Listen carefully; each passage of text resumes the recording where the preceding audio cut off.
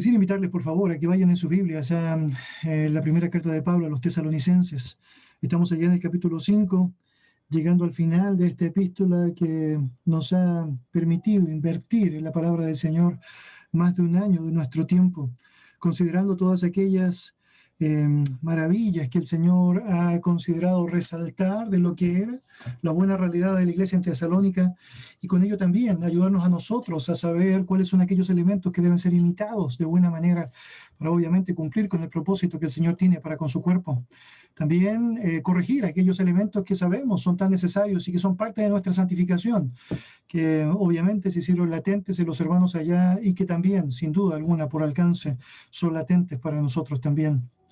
A través de nuestro tiempo juntos en este capítulo y en particular allá en la sección que va de los versículos 12 en adelante, hemos ido notando cómo a través de una serie de imperativos, Pablo ha querido mostrar cómo debe ser el funcionamiento correcto del cuerpo de Cristo, de la iglesia.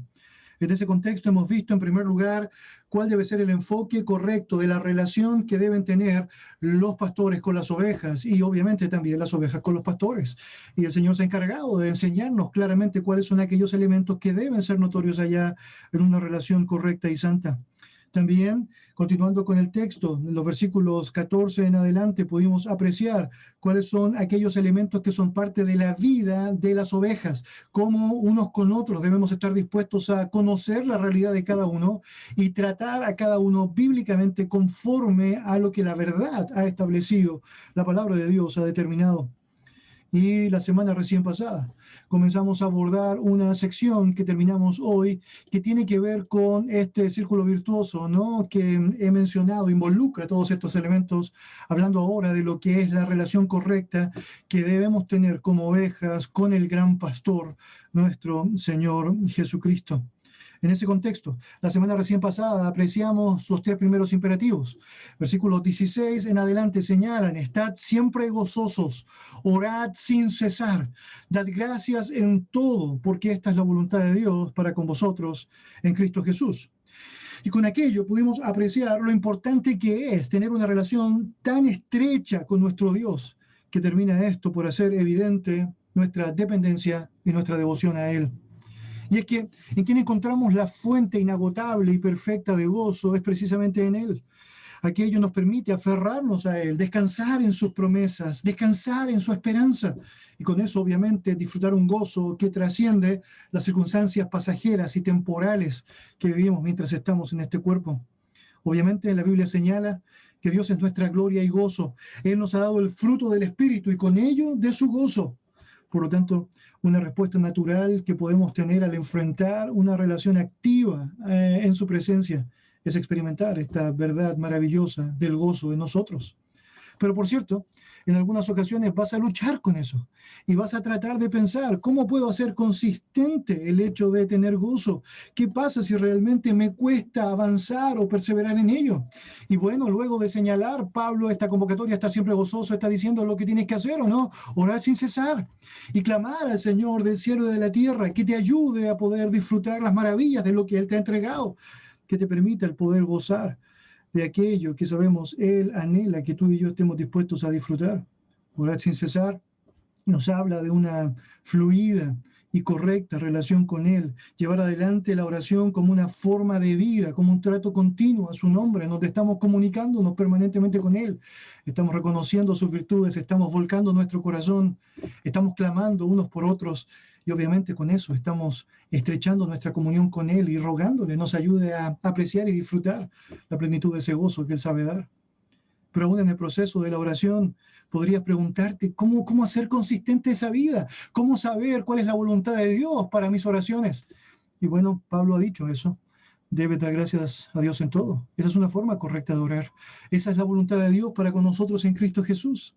Y el Dios de la verdad se ha encargado de darnos razones y razones y razones y razones inagotables para que tú y yo, aún en los momentos complejos, podamos decir gracias, porque aún sabemos las aflicciones del tiempo presente nunca serán comparables con la gloria venidera que en nosotros va a manifestarse.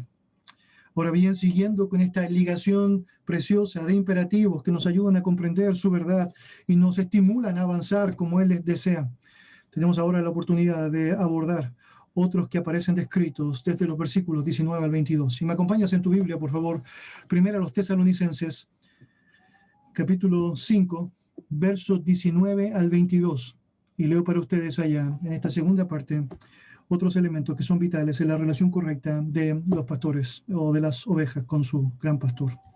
Dice ya el texto: no apaguéis al espíritu, no menospreciéis las profecías, examinadlo todo, retened lo bueno, absteneos de toda clase de mal. Acompáñame en oración. Señor, nos entregamos a ti esta mañana y siempre, Padre, para anhelar de tu gracia todo suficiente, Señor, para guiarnos a tu verdad, Padre. Gracias por la obra gloriosa del Espíritu Santo, que se encarga de alumbrarnos con las maravillas de tu ley, enseñarnos, Señor, lo que tu palabra nos enseña, nos señala, y mostrarnos, Señor, el estímulo necesario para avanzar. Dios, te damos muchas gracias porque sabemos que independiente sea, Señor, nuestro tiempo en ti, nuestra madurez, Señor, en el conocimiento de tu verdad, Señor, nuestra capacidad para poder apreciar incluso la gramática de nuestra propia lógica, Señor, educacional. El Espíritu Santo es suficiente y tu palabra es suficiente para poder estimular una vida, Señor, que crece de gloria en gloria, Señor, para conformarse a la imagen tuya. Señor, te quiero rogar que nos ayudes a meditar y apreciar la verdad de tu palabra, y Señor, que me ayudes a mí también a no estropear aquello, Señor, que tú deseas comunicar a tu pueblo. En el nombre de Jesús. Amén. Amén.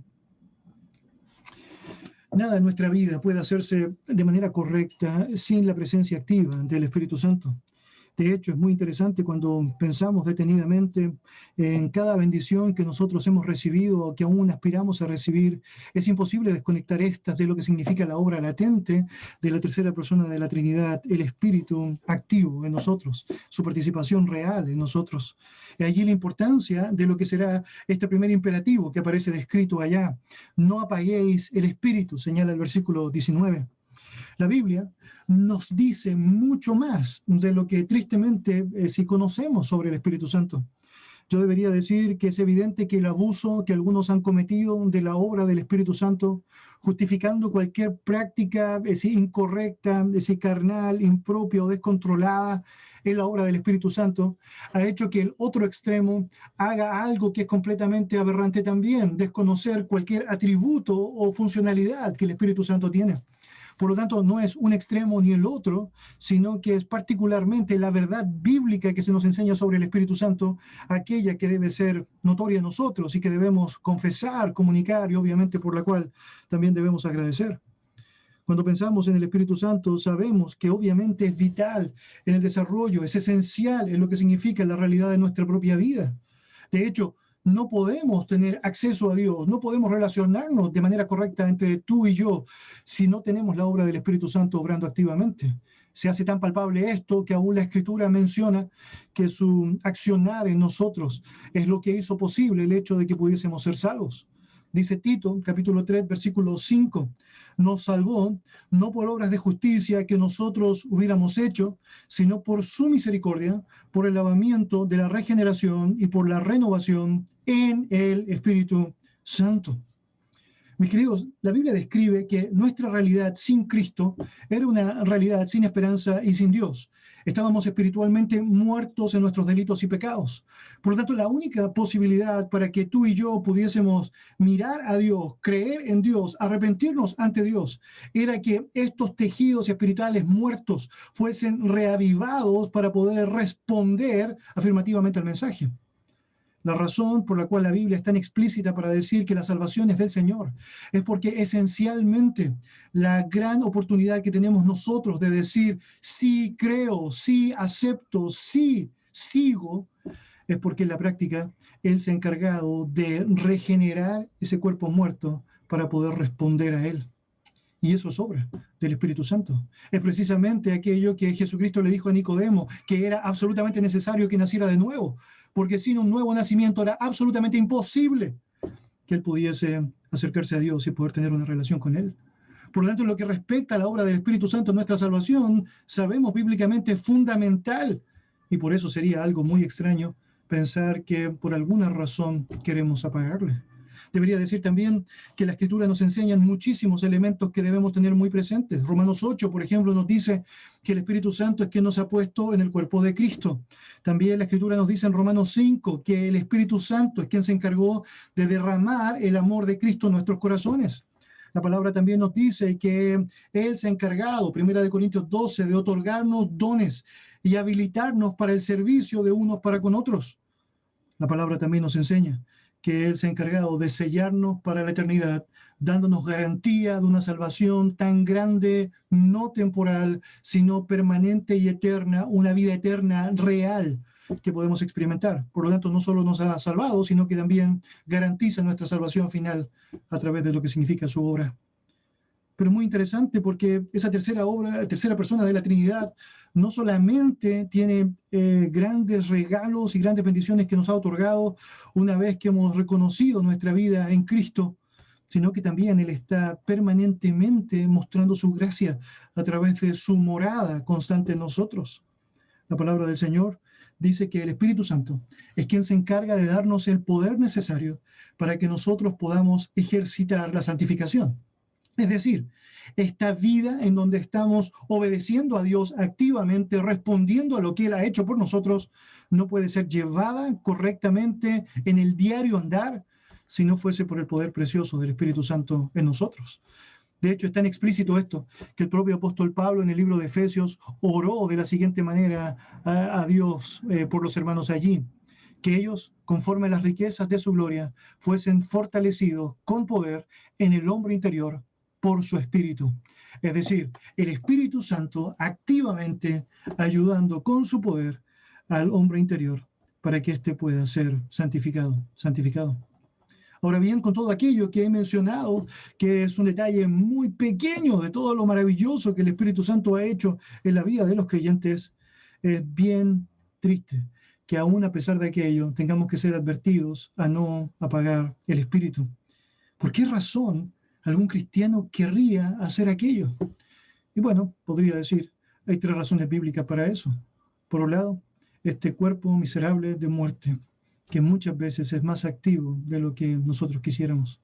En segundo lugar, sin duda, la influencia del mundo, que muchas veces nos hace tentador el hecho de querer imitar esa apariencia que sabemos se desvanece, pasa. Debería decir también el engaño satánico, que con sutilezas nos presenta escenas y panoramas que no hacen otra cosa que distanciarnos de una comunión íntima y estrecha con el Espíritu Santo. Mis queridos, aunque es cierto que un verdadero creyente jamás, pero jamás, va a perder la presencia del Espíritu Santo en su vida, porque ésta ha sido prometida y garantizada por Dios en las Escrituras, y que no depende del hombre ni obtenerlo, ni tampoco perderla. Lo cierto es que sí puede apagarle. Lo cierto es que sí puede hacer muchas cosas que pueden estropear o afectar la comunión constante y perfecta que Dios espera que los suyos tengan con Dios. En ese contexto, necesitamos saber que uno de los grandes peligros es que nosotros estemos deteniendo la habilidad del fuego, de que éste continúe expandiéndose en nosotros. Y esta es la idea precisa de esta frase: no apaguéis el Espíritu. Mire, mis queridos, cuando pensamos en la palabra allá, extinguir, es bien interesante porque la idea de apagar o de extinguir tiene que ver en la Biblia con esta escena del fuego. De hecho, en varias ocasiones aparece descrita allá en Isaías capítulo 66, versículo 24, en el Antiguo Testamento, también en Marcos capítulo 9, versículo 44, 46, 48, en el Nuevo Testamento. Es muy interesante que la misma palabra apagar aparece en el libro de Mateo, haciendo referencia a la idea de apagar una lámpara en el capítulo 25, versículo 8. Y la idea toda apunta específicamente a esto de restringir la capacidad o en la práctica impedir la expresión de su potencial. Es decir, cuando tienes una luz o un fuego y tú lo apagas o lo disipas, lo que estás haciendo es impidiendo que éste pueda lograr el potencial que pudiese llevar adelante. La lógica de apagar el espíritu calza muy bien con las escenas metafóricas que la Biblia da para representar específicamente al Espíritu Santo. De hecho, es muy descriptivo esto cuando notas y estudias la Escritura y te das cuenta que el Espíritu Santo es descrito por medio de las fuerzas más potentes de la naturaleza. En algunas ocasiones se asocia el Espíritu Santo con el viento, en otras con el agua y en otras muy interesantes específicamente con el fuego. Sin ir más lejos, cuando tú piensas en la escena de Pentecostés, cuando el Espíritu Santo viene sobre los discípulos, dice la palabra del Señor que esta escena fue acompañada por una ráfaga de viento impetuoso y de lenguas como de, ¿recuerdas? Fuego, como de fuego. Hechos capítulo 2, versículo 2 al versículo 3. Por lo tanto, puede apagarse, puede apagarse. Mis queridos, las Escrituras son muy claras para señalarnos que el Espíritu Santo es Dios, pero también son tremendamente claras para decirnos que el Espíritu Santo es una persona.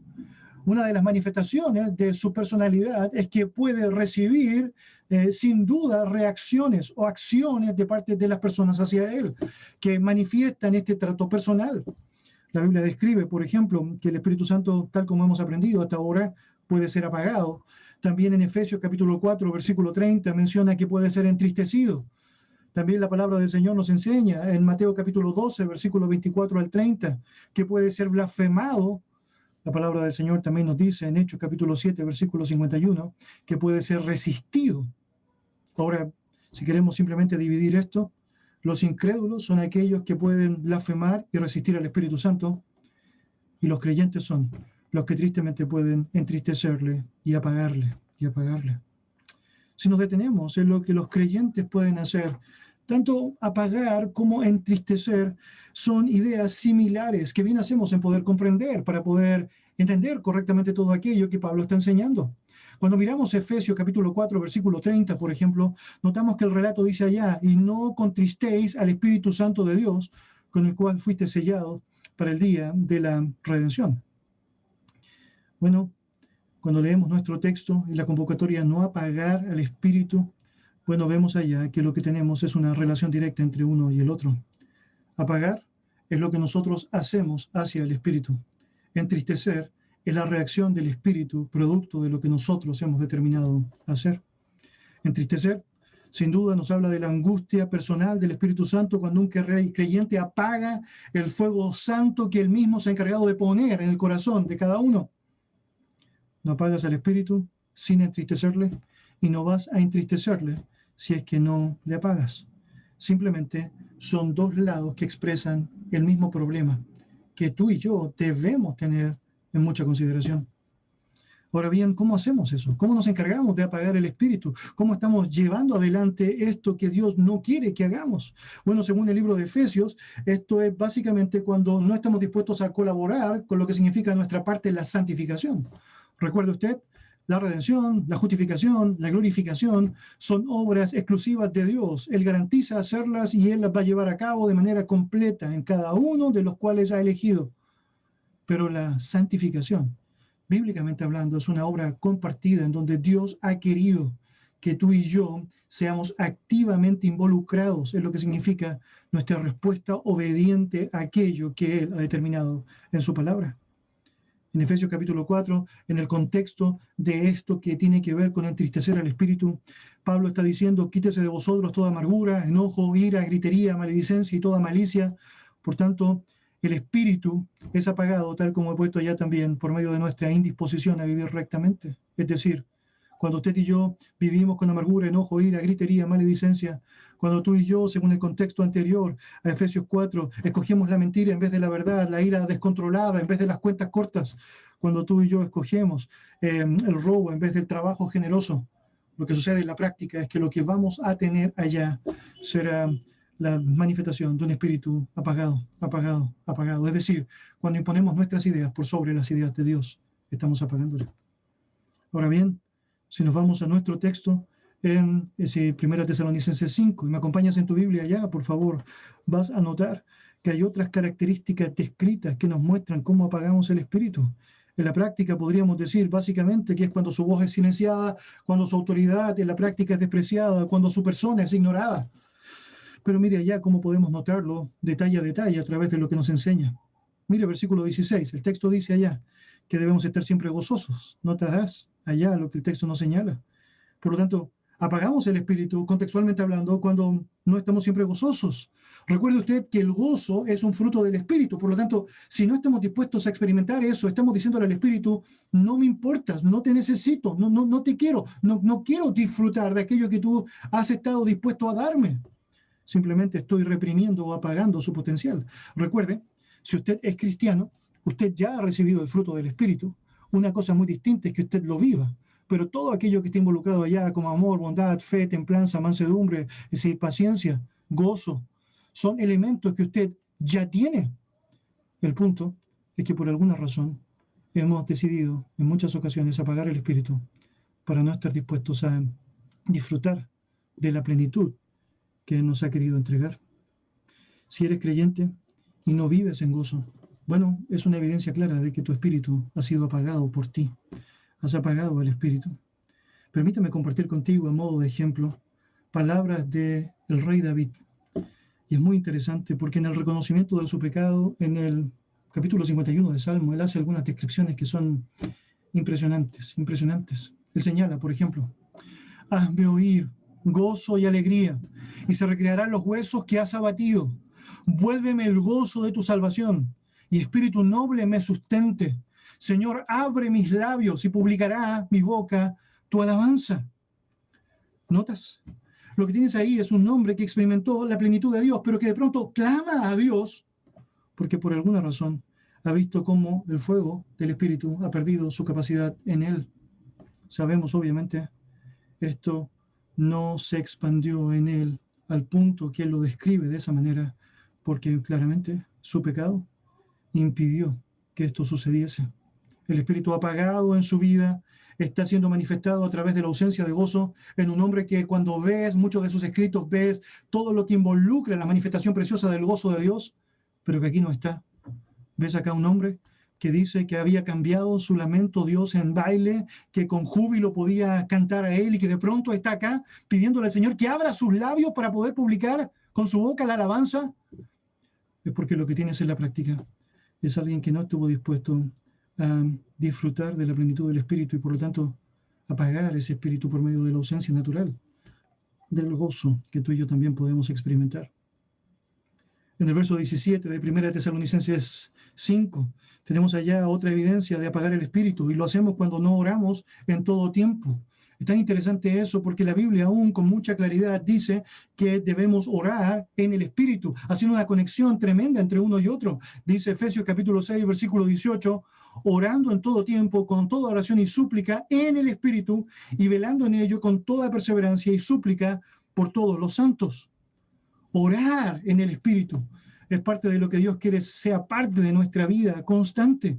Ahora, esto, lejos de ser una convocatoria a misticismos o expresiones carismáticas, es una demostración abierta de estar alineado con nuestro Dios, es ser guiado por el Espíritu a oraciones que son coherentes con su palabra. De hecho, simplemente para que tú puedas estudiarlo en casa, el contexto de este pasaje es la armadura de Dios en el creyente. Y él va a señalar allá en el versículo 17 que la espada del Espíritu es la palabra de Dios. Es que tú nunca desconectas el Espíritu de la palabra de Dios. Por eso es tan aberrante cuando personas en nombre del Espíritu hacen o manifiestan cualquier expresión que no encuentra justificación, ni base, ni sentido en las Escrituras. Es porque jamás se desconectan. El Espíritu, según Jesucristo, vino a guiarnos a toda la verdad. La verdad es la palabra de Dios. La espada del Espíritu es la palabra de Dios. Nunca desconectas una de la otra. Por lo tanto, cuando la Biblia dice que debemos orar en el Espíritu, es orar conforme a lo que la palabra del Señor nos enseña. Y cuando no lo hacemos, estamos en la práctica apagando el Espíritu. De hecho, es tan explícito esto que las Escrituras nos dicen que es el mismo Espíritu que nos ayuda y nos anima a orar, nos estimula a orar. ¿No le ha pasado a usted de pronto que alguien viene a su mente y no sabe por qué vino, pero vino? Y está allá, y usted quiere sacarle, y no puede sacarle, y está ahí dando vueltas, y estás preguntándote cómo estará, qué le pasará, qué sucederá. Bueno, sabes lo que la Biblia quisiera que hicieras ahí, ¿no? Es decir, necesitas orar. No hacerlo sería una manifestación peligrosa de estar dispuesto a apagar ese Espíritu de Dios que nos recuerda muchas situaciones que son necesarias para volcarnos a la oración.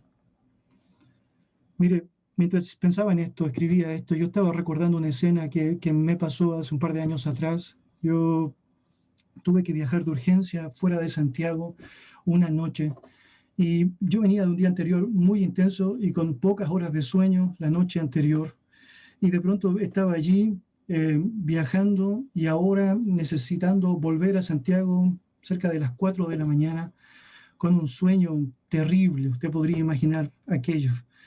Y tenía obviamente allá ese sueño terrible y por otro lado intentos desesperados por tratar de no quedarme dormido. Entonces yo estaba allá por un lado, ¿no es cierto? Es decir, tratando de abrir los ojos grandemente, es decir, abriendo la ventana del vidrio, ¿no? Del lado, sacando la cabeza, es decir, golpeándome las piernas, golpeándome la cara, todo aquello que fuese necesario para tratar de no perder, es decir, la posibilidad de llegar a destino. Y bueno, debería confesar que por la gracia del Señor llegué a casa, pero lo cierto es que hay varios episodios del trayecto que no los tengo en mi mente, no los tuve en mi mente. Y la verdad, yo no podía explicarme hasta llegar a mi casa cómo fue posible que no me pasó nada, absolutamente nada. Bueno, cuando yo llegué a la casa, mi esposa estaba ahí, despierta, y ella está diciéndome, oye, yo nunca he orado, es decir, más por ti que hoy día, esta noche. Y yo podía entender que ahí se había cerrado de manera completa la lección que yo debía aprender.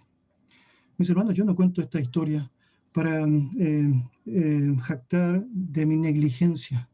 Yo cuento esta historia para reconocer cómo Dios me enseñó, por medio del ejemplo de mi esposa, el hecho de que ella no estuvo dispuesta a apagar el espíritu, sino a ser sensible al espíritu y orar por mí. Y la respuesta es esa, es esa. Mis queridos, lo cierto es que en muchas ocasiones nosotros al resistirnos a orar, estamos en la práctica diciéndole al espíritu, no me importas, no estoy contento contigo, no me interesa ser sensible a lo que tú esperas que yo haga. No estoy dispuesto a ser sensible a lo que tu palabra me enseña por medio de tu guía a poder llevar adelante. Y orar sin cesar es una forma para mantener el espíritu activo en nosotros. Un tercer elemento aparece descrito en el versículo 18, cuando dice que debemos dar gracias en todo, ¿no? Bueno, apagamos el Espíritu Santo cuando no somos agradecidos. De hecho, una de las cosas que hace cuando está lleno del Espíritu, según Efesios capítulo 5, versículo 20, es dar gracias. Dice allá, dando siempre gracias por todo al Dios y Padre en el nombre de nuestro Señor Jesucristo. Mis queridos, si no somos agradecidos, estamos apagando el Espíritu. Si somos ingratos, si somos orgullosos, egoístas, si pensamos que los méritos son nuestros y no de Él, bueno, eso es lo que estamos logrando, la manifestación de un espíritu apagado en nosotros. Pero no solo eso, también nosotros apagamos el espíritu cuando nosotros despreciamos la palabra del Señor. Y precisamente eso es lo que Pablo nos va a señalar en el siguiente imperativo. Mis queridos, no debemos menospreciar las profecías. Mira lo que dice el versículo 20. No menospreciéis las profecías. El siguiente imperativo descrito es el de no despreciar o tener en poco las profecías. Pablo señala a su audiencia original allá cuán incorrecto era lo que estaban haciendo. Literalmente, considerar como nada, es la idea para menospreciar, considerar como nada aquello que era comunicado y recibido de parte de Dios. Ahora bien, para un entendimiento correcto del término profecía es muy, pero muy importante que nosotros podamos mirar qué es lo que la Escritura dice al respecto. Y bueno, obviamente, qué es lo que Dios quiere que entendamos con la idea de profecía. Cuando miramos el Nuevo Testamento, vamos a notar que el gran elemento común que circula alrededor de todas las expresiones de profecía es específicamente esto, una proclamación pública. Es decir, en la mente de Dios, profecía es una proclamación pública. Ahora, las formas de esta profecía se manifiestan de diferentes maneras. Por un lado, esa proclamación pública puede ser oral, y tenemos allá evidencias de profetas que estaban comunicando a través de su palabra el mensaje de parte de Dios. También la profecía, esta comunicación pública, se expresaba a veces de manera escrita. Y tenemos allá los santos hombres de Dios hablando y escribiendo el texto bíblico conforme a la voluntad divina. Y tenemos allá cartas de hombres de Dios escribiendo a diferentes iglesias el mensaje de Dios. Y tenemos allá otra expresión. También tenemos expresiones en donde el profeta, quien estaba, recuerda ya, como esencia del mensaje profético, comunicando, proclamando un mensaje, haciéndolo a través de una nueva revelación. Y tenemos ejemplos en donde Dios está diciendo algo que no había dicho antes a su pueblo, a su audiencia. Pero también tenemos muchos más casos en donde el ejercicio profético era repetir aquello que Dios ya había dicho. Es decir, el profeta se encargaba de recordar a la gente lo que Dios ya había mencionado antes. Por lo tanto, la esencia de la profecía es la comunicación pública de un mensaje. Las formas eran diferentes, la esencia era la comunicación. Ahora, permítame compartir con ustedes algunos ejemplos de aquello. Por ejemplo, en Hechos 15, versículos 27 al 29, tenemos el concilio de Jerusalén.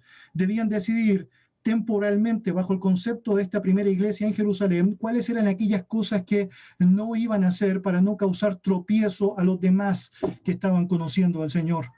Y mira lo que dice, verso 27, así que enviamos a Judas y a Silas, los cuales también de palabra os harán saber lo mismo. Verso 28, porque ha parecido bien al Espíritu Santo y a nosotros no imponeros ninguna carga más que estas cosas necesarias, que os abstengáis de lo sacrificado a ídolos, de sangre, de ahogado y de fornicación, de las cuales cosas, si os guardaréis, bien haréis, pasadlo bien. Muy interesante, el Espíritu Santo está revelando a través de estos hombres, estos mensajeros de él, un mensaje particular, una nueva revelación. ¿Cuál era esa? Que para la iglesia primitiva era esencial el hecho de que se abstuvieran de los sacrificados a los ídolos, de sangre, de ahogado y de fornicación. Y por último, me llama mucho la atención, y que lo pasen bien, como dice el texto allá, pasarlo bien. Ahora, eso es una nueva revelación que está siendo comunicada a través de lo que es la proclamación pública de una profecía. Tenemos otro ejemplo, por ejemplo, allá en el libro de Hechos, capítulo 15, versículo 27. Acá, Hechos 4, versículo 24 al 26. Y ellos, habiéndolo oído, dice, alzaron unánime la voz a Dios y dijeron, soberano Señor, tú eres el Dios que hiciste el cielo y la tierra, el mar y todo lo que en ellos hay. Estamos hablando acá de Pedro y Juan dando un discurso allá impresionante. Dice verso 25, que por boca de David, tu siervo, dijiste, ¿por qué se amotinan las gentes y los pueblos piensan cosas vanas? Se reunieron los reyes de la tierra y los príncipes se juntaron en uno contra el Señor y contra su Cristo. Entonces lo que tenemos acá es la palabra profética, la proclamación pública, haciendo básicamente esto, repetir lo que Dios ya había dicho en su palabra, repetir literalmente lo que tenemos nosotros, de hecho en la Escritura, en el Salmo capítulo 2, aquello que David había expresado. Siguiendo con esta manifestación de ejemplos para mostrar cómo se llevaba adelante la lógica profética, tenemos otro muy claro allá en 2 Tesalonicenses 2:15, donde dice, así que hermanos, estas son palabras de Pablo, estad firmes y retened la doctrina que habéis aprendido, note allá, sea por palabra o por carta nuestra. Por lo tanto, tenemos acá dos ejemplos más de cómo se manifestaba la proclamación pública, ya sea a través de palabra, lo que Pablo y su equipo le estaban diciendo a los hermanos en Tesalónica, como también a través de carta, lo que ellos habían dejado registrado a través de esta primera y segunda epístola que tú y yo también tenemos.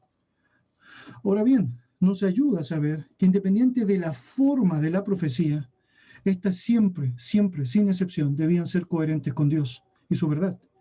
Y las expresiones al respecto son notorias y muy necesarias que tú y yo las conozcamos. La razón por la cual muchas personas confunden en nuestro tiempo un texto como este es porque lo que quieren hacer en la práctica es justificar cualquier intento de decir cualquier cosa que sabemos está ajeno de aquello que se ha revelado, pero que empodera su carácter profético básicamente en aquel mensaje que aseguran haber recibido. Pero cuando miramos aún la profecía bíblica, sea manifestada a través de algo oral, escrito, a través de lo que era la lógica de una revelación nueva o algo que ya había sido descrito, es que nunca ésta se desconectaba de la enseñanza bíblica, de los principios bíblicos, de la verdad, de las Escrituras. Y eso es tremendamente interesante. De hecho, en Romanos capítulo 12, cuando se habla de los dones del Espíritu Santo y en particular del don de profecía, mire allá lo que dice el texto. De manera que teniendo diferentes dones, según la gracia que nos es dada, si el de profecía, úsese conforme a la medida de la fe. Muchas personas interpretan este pasaje como la habilitación de profetas en el tiempo presente que conforme a la fe que ellos tienen, pueden declarar mensajes nuevos, nuevas revelaciones. Ahora, cuando tú y yo miramos el pasaje con detención, vemos que la normativa para este ejercicio del don profético tenía que ver con usarlo conforme a la medida, no de su fe, no te dice de la fe. Y eso hace una gran diferencia. Mis queridos, lo que está señalando es que el don de profecía debía ser usado de acuerdo con lo apropiado a la fe.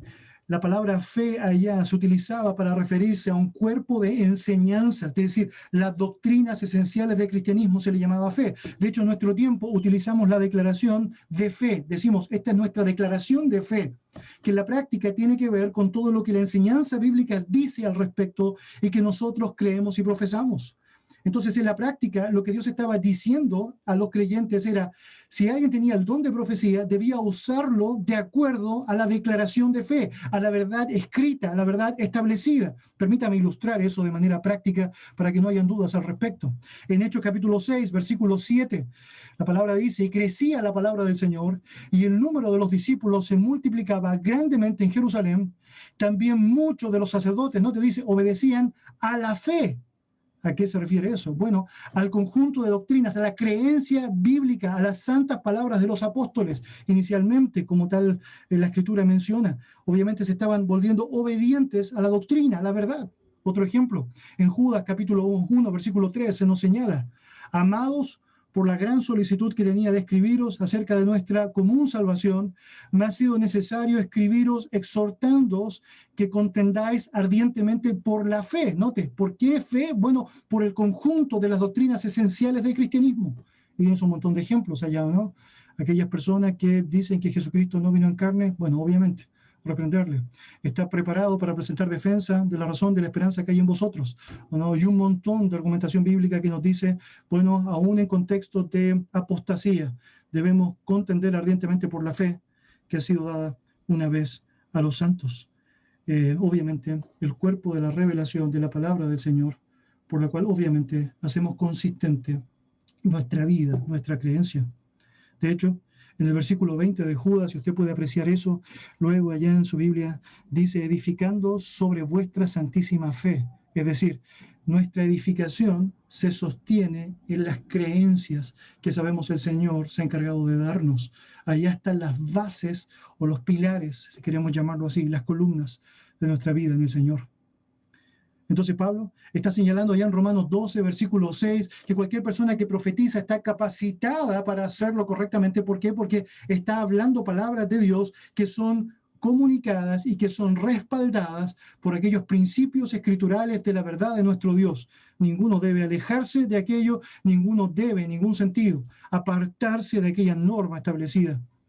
Pablo está esmerado en que los creyentes pudiesen evitar el menosprecio, porque precisamente la profecía que estaban recibiendo y en su tiempo había nueva revelación, recuerde, el canon bíblico no ha sido concluido, tenía coherencia de ser aceptada y no despreciada porque estaba sostenida en las verdades de la palabra del Señor.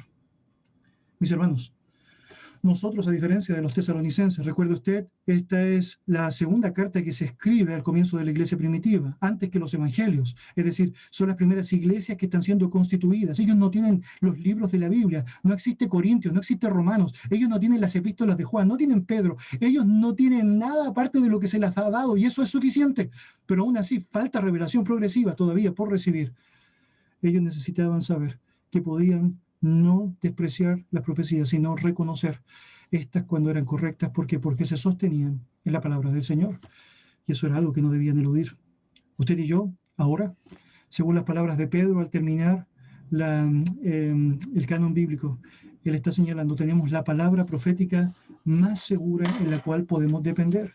Tú y yo no necesitamos una nueva revelación porque Dios ya nos ha dicho absolutamente todo lo que necesitamos reconocer.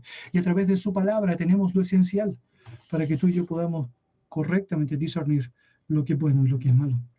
Precisamente eso es lo que Pablo va a señalarles otra vez de manera muy interesante a los tesalonicenses. Ten discernimiento, ten discernimiento. El versículo 21 y 22 señala, examinarlo todo, retener lo bueno, absteneos de toda especie de mal. Los creyentes en Tesalónica y en general todos los creyentes de la iglesia primitiva debían estimar las profecías en su valor, porque su fuente era la Escritura. Pero lo cierto es que junto a los buenos profetas de Dios que comunicaban la verdad de Dios, también se levantaron falsos profetas que profesaban y comunicaban la mentira y que obviamente inducían al error. Por lo tanto, una virtud esencial en el cristiano, en la iglesia primitiva, cuando no tienes el canon completo, y aún nosotros cuando lo tenemos completo, es discernir, es analizar correctamente si hay algo bueno o no. Y la palabra examinar tiene que ver con eso, tiene que ver específicamente con poner a prueba, con juzgar, la idea de probar la autenticidad de algo. Una lección que es inequívoca y constante en todas las Escrituras. De hecho, nuestro propio Señor Jesucristo, en Mateo capítulo 7, señala lo siguiente: guardaos de los falsos profetas, que vienen a vosotros con vestidos de oveja, pero por dentro son lobos rapaces. Por sus frutos los conoceréis. ¿Acaso se recogen uvas de los espinos o higos de los abrojos? Así, todo buen árbol da buenos frutos, pero el árbol malo da frutos malos. No puede el buen árbol dar malos frutos, ni el árbol malo dar buenos frutos. Todo árbol que no da buen fruto es cortado y echado en el fuego. Así que por sus frutos los conoceréis. Mis queridos, la evaluación del fruto para determinar la calidad de un árbol implica discernimiento. La razón por la que muchas personas pueden vivir inducidos en el error constantemente es porque no han ejercitado la responsabilidad de discernir. La razón por qué proliferó gran cantidad de la herejía en el tiempo de la iglesia primitiva es porque muchos no estuvieron dispuestos a examinarlo todo. Es porque muchos aceptaron todo, absolutamente todo, sin ningún contrapeso, sin ninguna evaluación correcta. La razón por la manifestación increíble de apócrifos, de libros no inspirados, que trataban de usurpar el lugar que Dios había asignado solamente a su verdad, es porque precisamente había una cantidad enorme de incautos que estaban dispuestos a tragar absolutamente todo, a aceptar absolutamente todo, sin discernir. El discernimiento, mis queridos, es tan palpable en la Biblia que no solamente guarda relación con la evaluación de las personas, sino que también guarda relación con lo que significa la verdad del mensaje, la verdad de la fe doctrinal del creyente a través de la cristología. Por ejemplo, dice el texto: amados, no creáis a todo espíritu, sino probad, probad, examinad, poned a prueba los espíritus para ver si son de Dios. Porque muchos falsos profetas han salido al mundo. En esto conocéis el Espíritu de Dios. Todo espíritu que confiesa que Jesucristo ha venido en la carne es de Dios. Y todo espíritu que no confiesa que a Jesús no es de Dios. Otra vez, había que probar, había que evaluar. Un ejemplo bíblico tremendo sobre eso es precisamente lo que encontramos en la iglesia de Berea. Pablo, hablando de ellos, dice: y estos eran más nobles que los que estaban en Tesalónica, pues recibieron la palabra con toda solicitud, escudriñando cada día las Escrituras para ver si estas cosas eran así. Es decir, el discernimiento de la práctica tenía que ver con la evaluación constante de que aquello que se estaba señalando era coherente con lo que la palabra, con la Escritura había enseñado por medio de su verdad, por medio de sus principios, por medio del establecimiento de sus normas. Esto es bien llamativo, porque Pablo está señalando que él mismo estaba comunicando un mensaje a los hermanos en Berea, él mismo estaba compartiendo una revelación de parte de Dios, y ellos lo que hicieron fue decir: por más que seas Pablo, es decir, perdóname, por más de que tú vengas acá con un mensaje particular, perdóname, yo no voy a aceptarlo, no voy a recibirlo hasta que no lo examine. ¿Y cómo lo examino? Bueno, básicamente a través de lo que la palabra del Señor me enseña. Es decir, esto es algo interesante. Es como si en la actualidad alguien se acercara y te dijera que si tú sigues su doctrina, todo va a marchar absolutamente bien y todo en tu vida será absolutamente perfecto y color de rosa. Cuando sabes que la palabra del Señor dice que si vives piadosamente vas a tener persecución. Cuando sabes que las promesas grandiosas de Dios tienen que ver más bien con la eternidad. Pero aún hay conflictos, aún hay dificultades. Entonces, ¿qué haces? Bueno, rechazas automáticamente porque sabes, esto no está ligado a la verdad de parte de nuestro Dios. Es cuando alguien trata de inducirte en la actualidad, como Satanás lo hizo al principio, tratándote de cambiar la palabra del Señor y diciendo: con que Dios os ha dicho, bueno, esta es la verdad, y te aleja de lo que Dios ha dicho, cuando realmente tu discernimiento se ve reprobado. Y obviamente tu carne se ve expuesta, tu alma se ve expuesta. Mis queridos, necesitamos discernir. La iglesia primitiva tenía un desafío aún mayor. El contexto de este pasaje manifestaba que ellos tenían que hacerlo en una realidad en donde el canon todavía no está concluido. Por lo tanto, examinar todo era examinar palabra profética literal que debía ser obviamente retenida si era buena. Pero sabemos si su calidad era incorrecta. Debían abstenerse de aquello, debían rechazar aquello, debían alejarse de aquello. Y esa es la idea de mal, toda especie de mal. Si es algo malo, si es algo que no está de acuerdo a las santas palabras de Dios, bueno, tú debes rechazarlo, tú debes dejarlo, tú debes votarlo. En Hebreos capítulo 5, la palabra del Señor dice que los maduros son aquellos que por el uso tienen los sentidos ejercitados en el discernimiento del bien y del mal. Y es que cuando tú y yo tenemos en alta estima la maravilla de la palabra de Dios y no las expresiones humanas, sino que la maravilla de la palabra del Señor, las expresiones humanas son filtradas a través de esta lupa grandiosa. Es que cuando tú y yo confiamos en la palabra del Señor, aún las expresiones de mi corazón engañoso y perverso es filtrado bajo esa grandiosa lupa. Es que cuando la palabra de Dios es asimilada con la grandeza que ésta tiene en nosotros, cualquier situación que vive nuestro mundo, sea política o social, o temas conflictivos o controversiales, en la práctica son filtrados por nosotros a través de la lupa grandiosa de la palabra del Señor. No me venga a decir que la iglesia va a terminar cuando Dios dice que las puertas del Hades no van a prevalecer contra ella. Eso no es verdad. No me venga a decir que no podemos adorar al Señor, cuando realmente el Señor ha dicho que no existe un lugar físico para hacerlo, sino que realmente podemos hacerlo en espíritu y en verdad, sea cual sea la realidad que tengamos. Y lo cierto es que debemos hacerlo bajo las normas que Él ha dicho, pero no me venga a decir que realmente hay una verdad que se traspasa o va más allá de lo que la palabra del Señor ha dicho. En ese contexto, el discernimiento es absolutamente vital y tú y yo necesitamos pensar en cómo eso tiene aplicación directa en nosotros. Mis queridos, disfrutar del control del Espíritu Santo es un privilegio precioso y saber que su deseo es llevarnos a la verdad es una tremenda bendición. Que Dios se glorifique en nosotros al ver nuestro discernimiento de todo a la luz de la verdad y que estemos convocados por Él a que podamos sin cesar estimular esa obra del Espíritu Santo en nosotros, no reprimiendo lo que significa la expansión de su fuego en nosotros por medio de llevarnos a la verdad, que podamos nosotros también no menospreciar esa gran maravilla que Él ha revelado a nosotros a través de su palabra completa, la palabra profética más segura en la que podemos confiar, y que finalmente esa palabra sea la escena, la esencia, la base, para que nosotros podamos discernir correctamente lo bueno de lo malo. Acompáñenme en oración. Señor y Dios, te damos muchas gracias por tu bendita palabra.